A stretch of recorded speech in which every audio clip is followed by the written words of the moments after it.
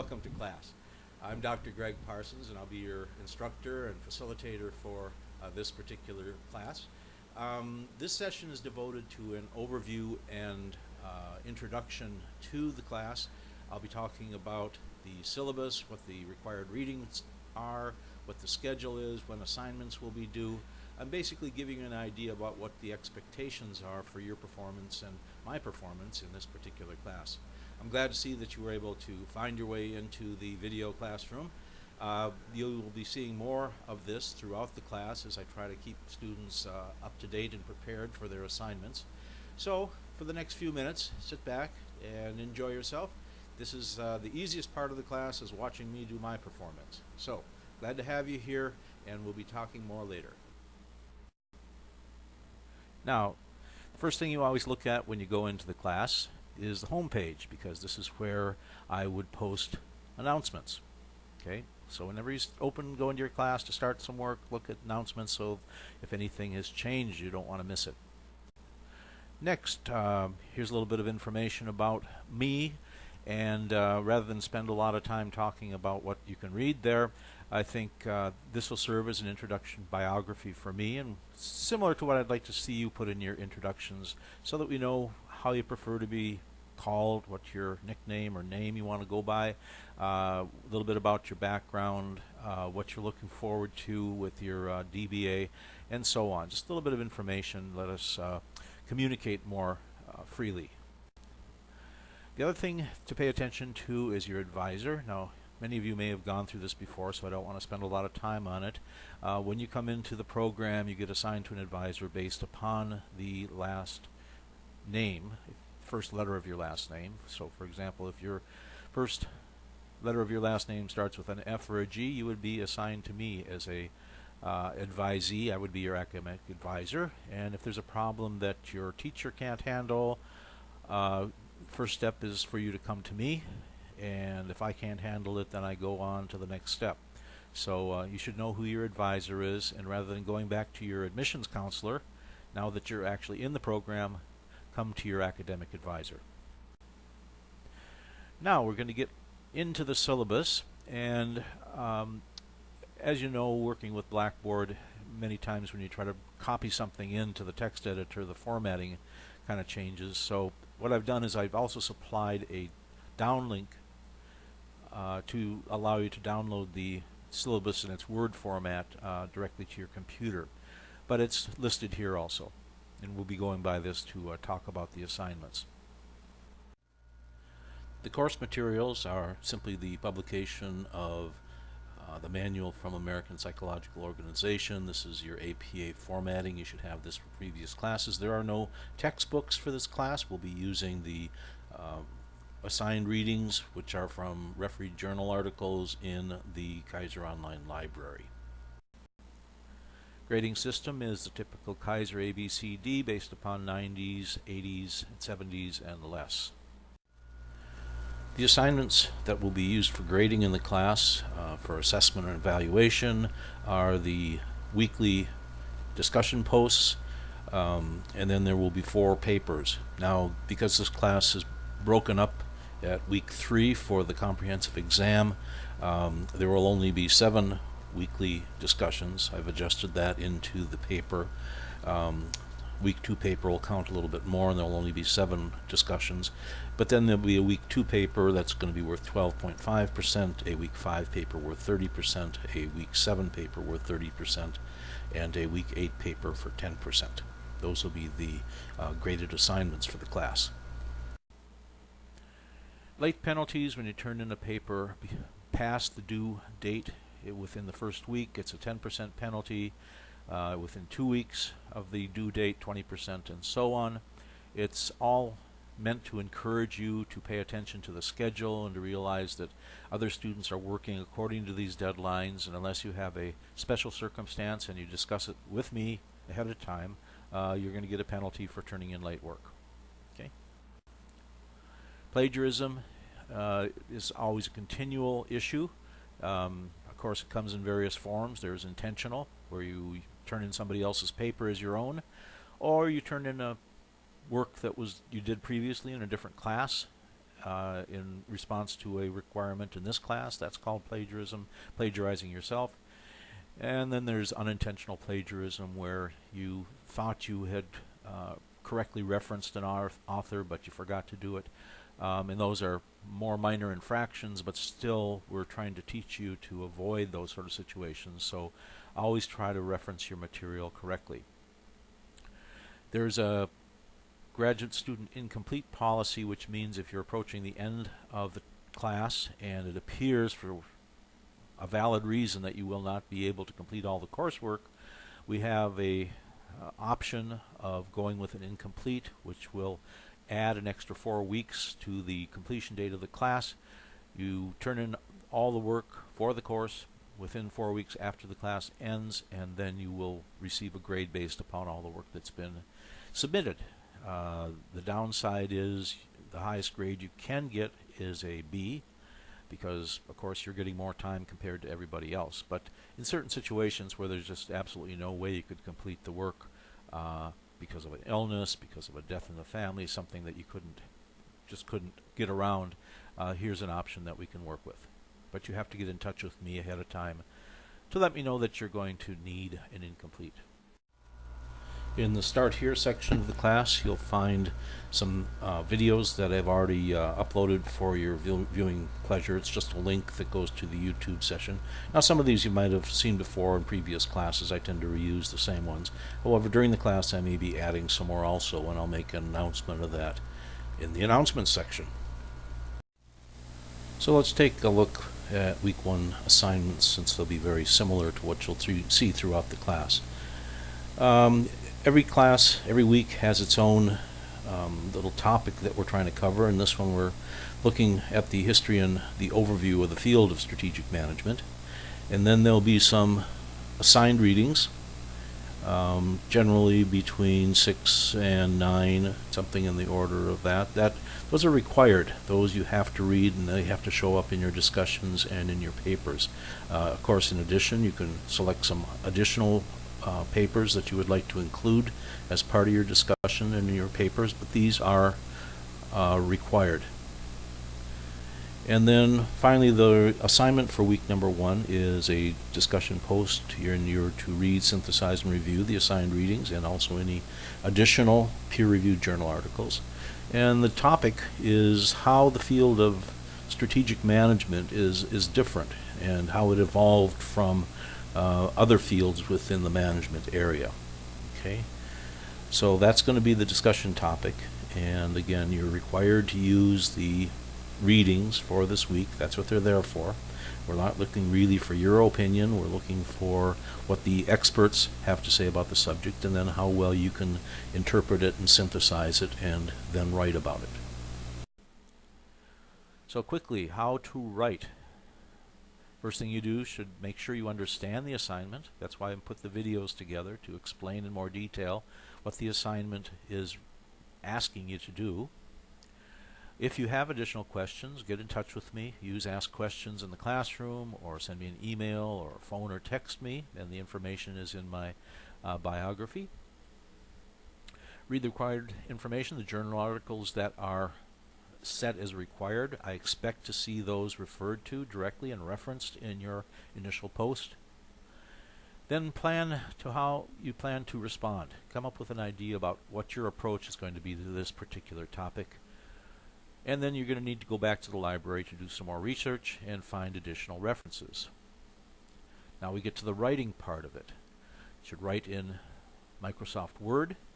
You should use the spell checker, grammar checker. You should proofread your work. You should revise your work. You don't turn in a draft form. When you are happy with what you've got, you turn it into Safe Assign Draft. Review the matching percentage. Change what's necessary to lower the matching percentage down to around 20% at the highest. Submit to Safe Assign Final, and these steps are important because I run a report on all the discussions to make sure that you're using Safe Assign. And then finally, when you're finished, you copy the final draft of your assignment into the text portion of the discussion thread. So how are we going to do that? Well, when you're ready to go, you got your finished submission, your finished initial post. Click on the week 1 discussion, That'll bring you here. Now we're assuming that you've already done your safe assign draft and safe assign final. And then we're going to put it into the week 1 discussion, so we're going to click that. That'll bring you here. Now, before you run and click on the discussion week 1 link, I want you to create a new thread. Okay, so rather than put it in with everybody else's, you are going to post your own thread. Push create thread. That'll bring you here. You'll need to put a subject in. You could do week 1 posting. You could talk about what the assignment is. Whatever you want to put in there is up to you. And then you copy and paste your Word document into the text portion. And when it's there and you're happy with it, submit. Just that easy. Now when we get to the response posts, the whole idea with responding is to develop a discussion, which means that you need to talk about what the person wrote. You can say nice job, but if that's all you say, that doesn't do anything. The person says thank you and the discussion is over. Really what we're looking for is to comment upon what the person wrote. For example, you might say, oh, well, I thought what you wrote about the scientific management area was interested, but I don't know that Taylor's views are applicable in today's workplace. A lot of people have said we've moved beyond that. And then you could quote the other people that you're referencing. And then you ask the author, maybe you could give us some examples of what you're talking about. That would require the initial person to respond with some examples. And then we would carry on the discussion. Now your response posts can be short. They don't have to be another 800 words. They could be like a normal conversation, but I will be looking to make sure that we stay on topic. They don't have to follow APA. You can write them directly into the Blackboard text editor, which saves you a whole lot of work about going through Blackboard and then cutting and pasting. And you do not have to use an additional reference in every single response post. However, if you are supporting your opinions with information from other published authors, then you better put a reference in there to indicate this isn't my idea, this is so-and-so's idea. The objectives is to, number 1, demonstrate that you're doing the readings that are assigned. So I should see direct references to the material out of the assigned articles. I also want to see a back and forth dialogue, and part of that will contribute to your final assessment for the week's discussion. It gives me, or your instructor in a particular class, an opportunity to teach by providing examples, by asking additional questions, and in the same way that if we were sitting in a physical classroom discussing the topics that we've been reading about for the first week, I would ask you questions, and I might provoke you to respond further and ask other people to comment on what you've said. So we're trying to simulate a on-ground, in the same room type of discussion. As I said earlier, there are some papers going to be assigned. They are not long papers, but they cover a variety of subjects, and they give me a chance to respond on a more frequent basis to your work and give you feedback. First paper is going to come up in week 2, so as you're starting to do your week 1 preparations and readings, you should think ahead about, well, what I'm reading about and thinking about now, how would that fit into a paper that I'm going to write in week 2. You should not throw things away that are going to be useful in a week or two. And this course is going to be more or less comprehensive, that everything will apply all the way through the class. So the keys to success for this class, first of all, of course, don't freak out. You can do this. This is set out, so I'm going to walk you through it. I expect you to have less success, less achievement in the beginning, but as we proceed, you should be able to improve, and that's the whole idea. That's what learning is all about, which is improvement. Be sure to manage your time. Now you'll find that as you get into the journal articles, they take more time to read. It may take several reads before you totally understand and are able to comment comprehensively with understanding on the particular article. Okay, so when you get into your journal articles, you want to take notes. You want to highlight things. You want to really make sure that whatever you understand now, you'll be able to use in the future. So, more keys to success. One of the things you should be learning by now is that a lot of times the articles that you'll use in one paper or one discussion post need to be reused in another. And so you should come up with a cataloging method that allows you to easily reference these articles that you've read.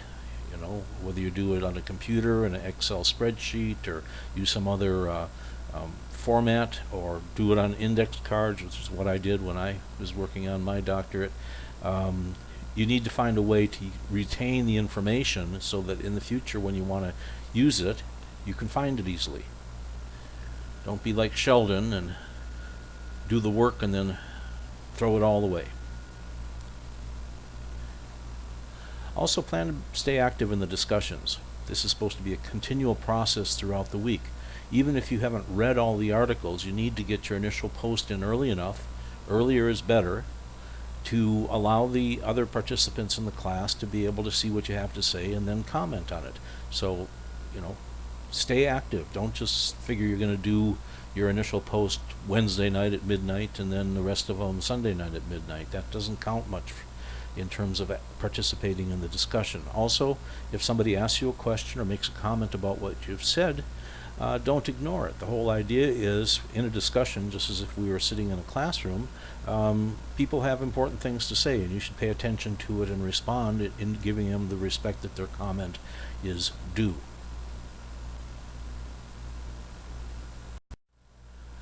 Now we have a couple more, and then we're going to wrap this up.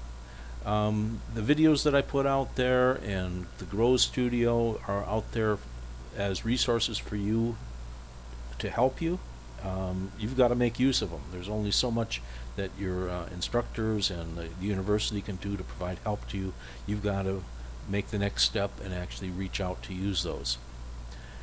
When I put comments and suggestions in the discussion posts or in your papers, I expect those to be listened to, and the next time around, if I tell you don't do this or do this, those changes should be made the next round of your papers or your discussions.